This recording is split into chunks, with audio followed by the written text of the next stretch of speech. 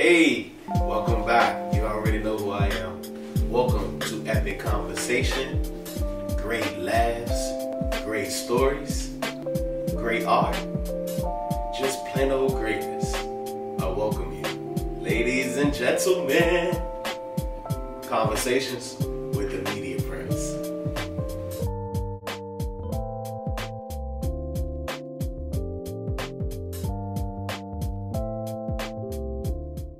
The point, you know what I'm saying? If there's no more growth, if I'm hitting the ceiling, what's the point? So, you know, that's all I look for in any situation is just keep growing, keep learning, and keep networking. And, you know, keywords: learn and network. Write that down, ladies and gentlemen. So, the Stew Review.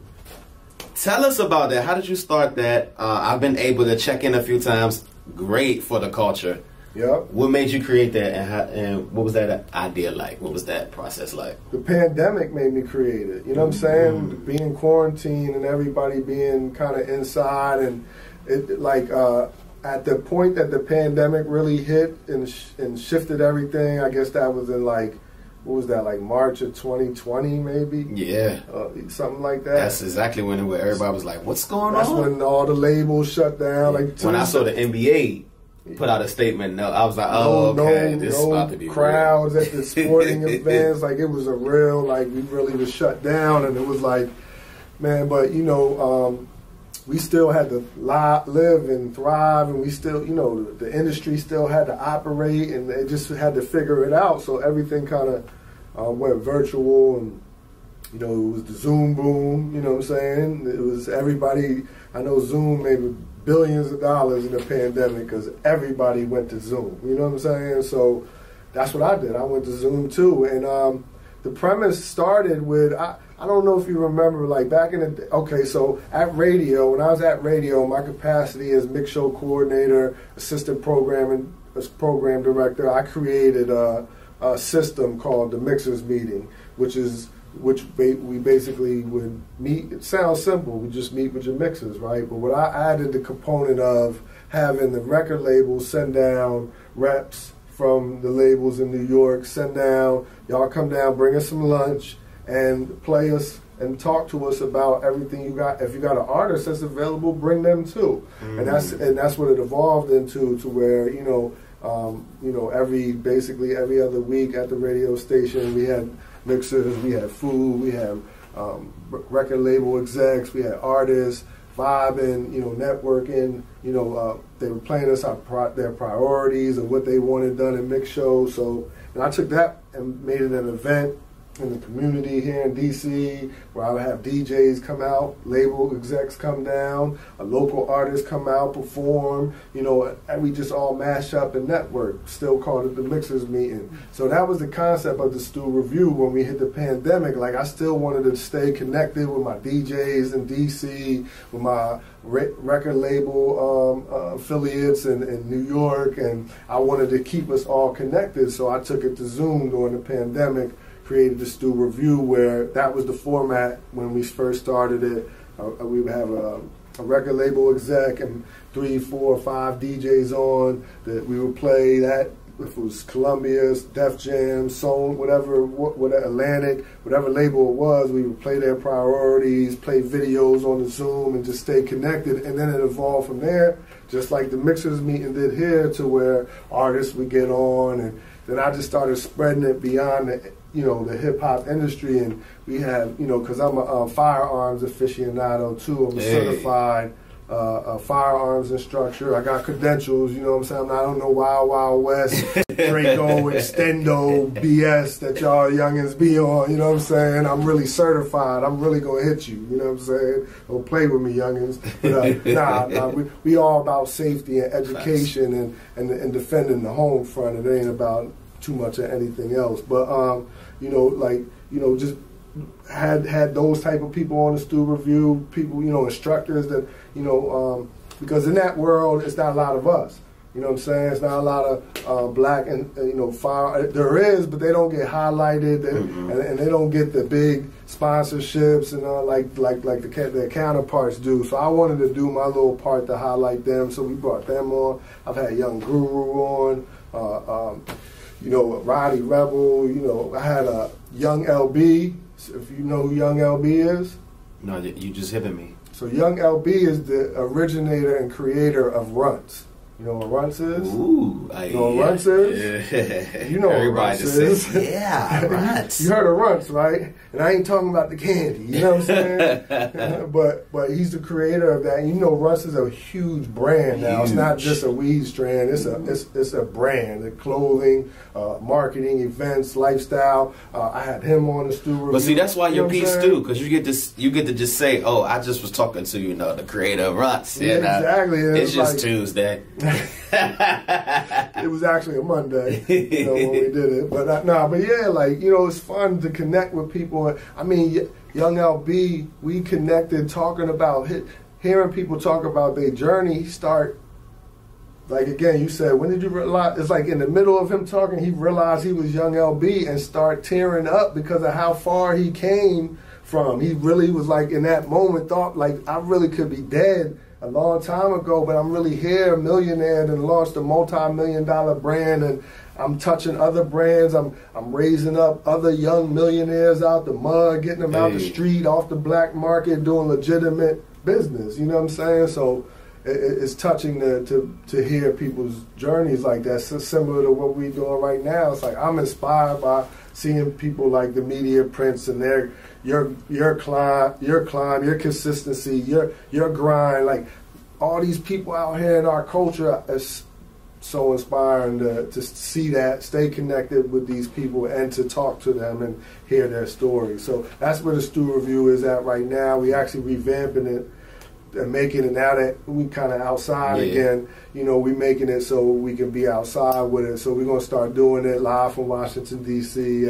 at Zaza, the brand and boutique. Which I wanted to ask you next about. Good segue, transition. Hey, there we is. That's what we do. That's what we do. So, yeah. So tell us about the boutique. So, yeah, shout out to my man Rohan, Big Ro, man, the founder of Zaza, spelled with an X. You know what I'm saying? And he had a vision and opened up a sneaker boutique in the heart of Washington, D.C., down by Howard University. But it's more than just a sneaker fashion boutique.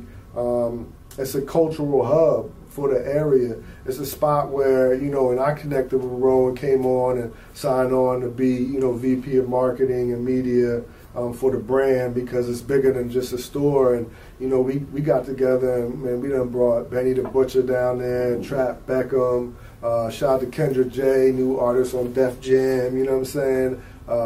We had Jim Jones come through, you know what I'm saying? DMV superstars like Big Flock, Nucci, my man Bo Young Prince, Kingpin Slim, them been through there. Like, you know, Bo shot part of his Chop video at the location. Lil Chris from T.O.B. shot a video down there. Like, it's a cultural hub for the city, you know what I'm saying? I like that, because we don't have too many of those anymore. Yeah, so not only can you come get your fly kicks, Jordans, Yeezys, we got them cool Kais down there. You get gear. We're the only official retailer for paper planes clothing in the DMV. You know, shout out to my man Justin, the Prince, you know what I'm saying, for making that happen. Shout out to Emery Vegas Jones, you know what I'm saying, the only official planes retailer in the DMV. The only store you can walk into in the DMV and see planes on the racks. You know what I'm saying? So it sounds like there's an experience there, in all in all.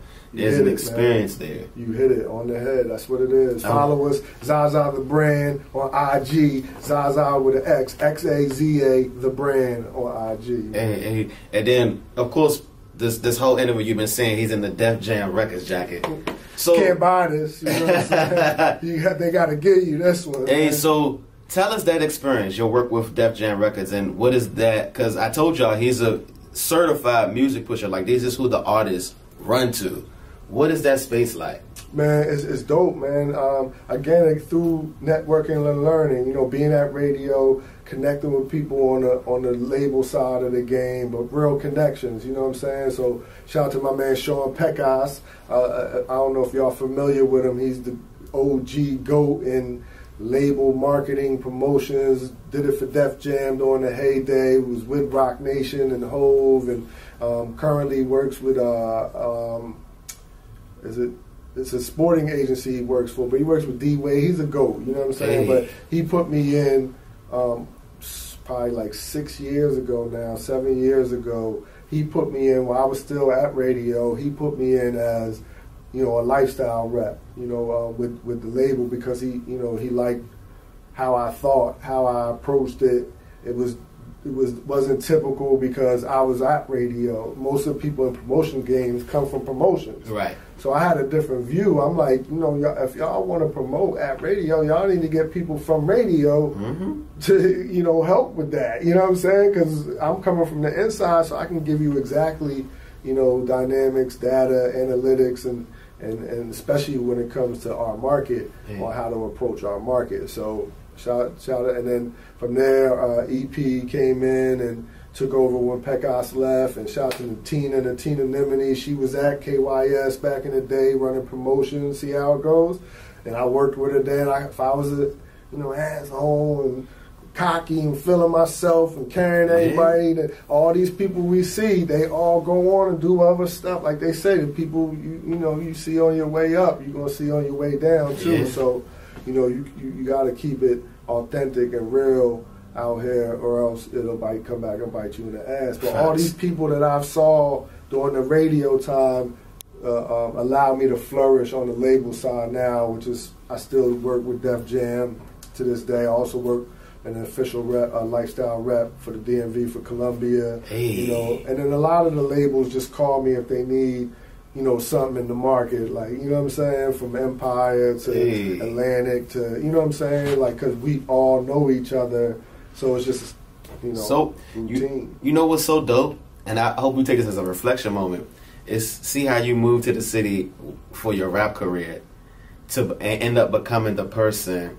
that could have put you on. Yeah, right. Ain't that's crazy. Like, it's crazy. Now man, you're I still the one. want to rap, man. I know I'm old, but oh no, what's old these days? But for the art of it, I might drop something more. I mean, I say you ain't old at today's age until you're like 85. Exactly. At that point, go sit down. That's time to time. Because right now we aging great. We aging backwards now, so shorties don't know if you 25, 45, they can't tell no more. Yo, man. And I did that too, like out here, like I invested into the, I didn't just do it from the standpoint of I have avenues and doors that I can let y'all through, but I invested time and money into the artist culture in the DMV. You know what I'm saying? I had Kingpin Slim was my artist in 2009, 2010 when we did the Beam Up trilogies and that whole movement, and then Lambo Anlo was my artist, and we did the Rostrum deal and rocked out for years, and I still rock with them both, still doing stuff, you know what I'm saying? I tried to sign Big Flock, so his circle of trust, and he wasn't really trusting nobody at that time, so he just didn't feel comfortable, and he to his credit, he felt he was worth more, you know what I'm saying? This was a $500,000 deal, you know what I'm saying? This was a real deal, and so to his credit, it's hard to say no. I seen something today about, I think it was Lil Duval talking about, he don't feel sorry for artists when he see them crying about not getting no more money after their advance and all that with labels, because he like, even if the label told you you're not getting no more money after this advance, you would still sign. That was Lil Duval's thing. You would still sign that deal. So, I know firsthand that's not true for Flock.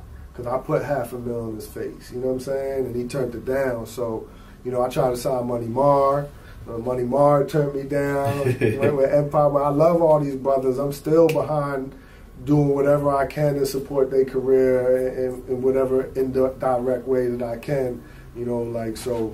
Shout out to them because they still popping regardless. Mar doing it with Empire. So, the whole market is just thriving. That's my little cousin. Yeah, we alive out here, man. So I seen where it came from at least from like 95, 96 to now. Man, it's a beautiful thing to see. How does it feel to know that you're still in the conversation, like you could say from like 1995 to now, to know that you're still just as pivotal then till now?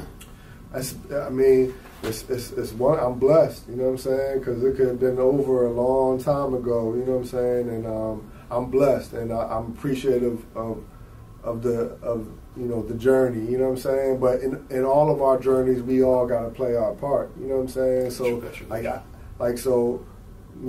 those times I do have those conversations with myself that I get to feel, I'm feeling myself and I'm trying to motivate myself. It's like, yeah, you had to play your part to still be here in 2022 and still be doing something and still be relevant. Like, you had to do, something right. So, keep tapping in and stay consistent, man. Like, that's all. Stay consistent, stay authentic, and good things can happen for you. I like that.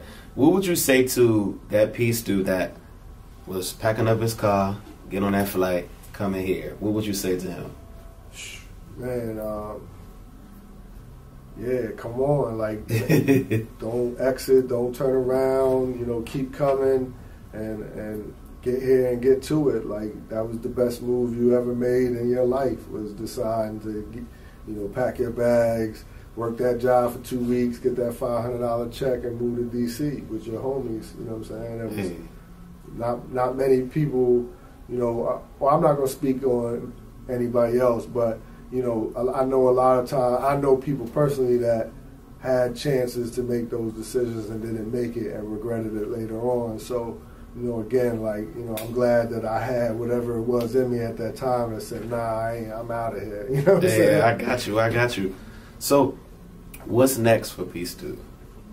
Man, the greatest, most unanswerable question ever. You know what I'm saying? Like, it's like I could tell you what I think is next, but for the most part, it's the evolution of Zaza, the brand. It's going to be the evolution of the Stu Review, and continuing being consistent, with helping with the growth of the DMV as a market, to be and a force to be reckoned with in the industry and the culture, and making sure that y'all recognize, our media game out here, our artists game out here, our music game, our CEO business acumen.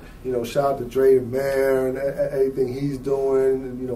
He got Pusha T out here. They got big businesses. He got artists. It's a lot going on. I don't even like to start shouting out things, because I'm. Do you feel that in the air though? I've had this feeling within like the last few years or so, like something's happening with the DMV. It feels like it's becoming the next thing. Like, yeah. I can feel it. You can even see it on how shows are randomly getting created here. Buildings are randomly being built here. Corporations are coming here.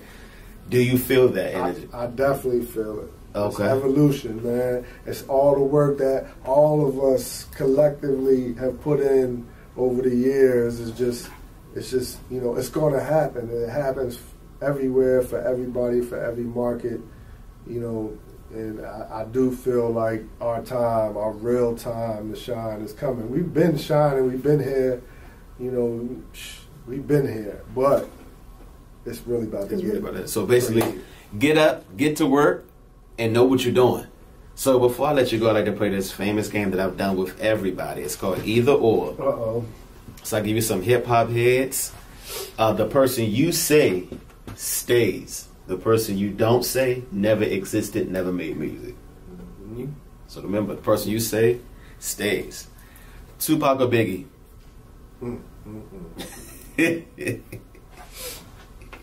Oh, man. So for me, it's Biggie. Okay. Biggie stays. Okay. Do I get to give context? Go ahead if you want to, because go ahead. I don't want to get crucified, because this is the DMV. Everybody watching just said, yeah, you better give a reason. Market, you know what I'm saying? But I had to answer the question, right? So without having an answer, it's both of them, obviously. But for me personally, being from the East Coast, and when I came up, the way I remember, I know exactly where I was at when Biggie Juicy first played on the radio. I know all our homies was on the block. We had the radio with the hanger for the antenna coming out the window so we could get reception, because it was being played on New York radio. And we were in like South Jersey. We were closer to Philly, so we had to put the hanger out the window, hook it up to wrap it around the antenna so we could get reception to hear Biggie. So Biggie just had a different impact on me personally, you know what I'm saying? And when the beef was happening, you know, I was unappreciative of the stance that Tupac was taking. I was unappreciative of the Hit 'Em Up record. We wasn't feeling that. But after all the smoke cleared, and unfortunately we lost both of them, you know, and all that smoke, you know, then it was like, you know, forget choosing. That's when you realize, like, I had to hold myself accountable as a fan of the music. Like, what are you doing? Why was you even choosing sides with that? You know what I'm saying? Like, you know, that's between them, whatever was going on, and you see how it ended up. So, but if I have to answer, which I did for the segment, it is Biggie. Okay. Jay-Z or Nas? Nas. Okay. Kendrick Lamar or Drake? Drake. Okay. Eminem or J. Cole? J. Cole. Okay. Common or Andre 3000? Common. Okay. Oh, he's acing them now. Okay. Lil Wayne or Kanye West? Weezy. Okay. 2 Chainz or Future? Chainz. Okay. T.I. Ludacris? Damn. That's tougher than it sounds. So again, Ludacris. Okay. Personal context. We started out in radio. Ludacris was on the radio at the Radio 1 station in Atlanta. They framed Ludacris and them's night show after the Live Squad. We were on first in D.C. and they liked how it worked, so they put 2 guys and a girl on in Atlanta, and he was Chris Lover. He wasn't Ludacris, but he was a rapping dude, and he used to do our intros for our Fat 7 at 7 countdown for like 2-3 years straight. And then I remember 1999 Source Awards, we're there as radio personalities, he's there as an artist that just dropped What's Your Fantasy and just took off. And again, we, you know, being close to that, it was personal. It was more personal, so that's why I picked Luda. But this is dope because this is history, and you get to feel like, I felt like I'm a part of it from hearing you say it. Yeah. All right, so let's move on to the ladies. Nicki Minaj or Remy Ma? That's tough. That's tough too, for personal reasons. But I think Nicki is like Mount Rushmore of hip hop. You know what I'm saying? Yeah. So I'm gonna go Nicki. Okay. Little Kim or Trina? Kim. Okay. Eve or Foxy Brown? That's tough too. I gotta go Foxy because she yachty. She be throwing them yachty tunes. Okay. Okay. Cardi B or Megan Thee Stallion? Cardi. Okay. Doja Cat or Lotto? Lotto. Hey, okay. And one more. Missy Elliott or Left Eye? Rest in peace, Left Eye, but Missy the GOAT. Hey. Missy the GOAT. I gotta go with Missy. All right, so what's one motto you live by? One love. You know what I'm saying? One love, one life. Like, I got it tatted on me. You know, and I think love is the strongest word, emotion out. You know, I think love encompasses everything. I think love even encompasses hate. You know what I'm saying? I don't think you could truly hate somebody unless you love them first. You know what I'm saying? You know, I think even with like racism, we call it hate crimes and all that, but I think it's more like fear crimes. Like, I think racism is based on fear. I think, you know, one race fears another race, and that is, and you know, that's why they've acted the way they've acted throughout history. You know what I'm saying? But I think love is the strongest, most encompassing emotion and word ever to exist. So, you know, I think that if we can find a way to tap into real, authentic love, I just think it makes us all better as people, individuals, as communities, as cultures, you know, if we do it. And love hurts sometimes too. So you might got, you know, discipline is part of it. Everything. That's what I'm saying. Love encompasses it. It's everything. You know what I'm saying? So one love. Hey, ladies and gentlemen, the one, the only, P Stew. Hey, please let them know where they can follow you and they can find you at. IG, your boy P Stew, YABOYPSTEW. That's it. You find me everywhere. You find me in DC. You find me in Zaza, 811 Florida Avenue, Northwest Washington, DC. You know what I'm saying? There we have it, ladies and gentlemen. Conversation with the Media Prince. We out. I welcome you, ladies and gentlemen. Conversations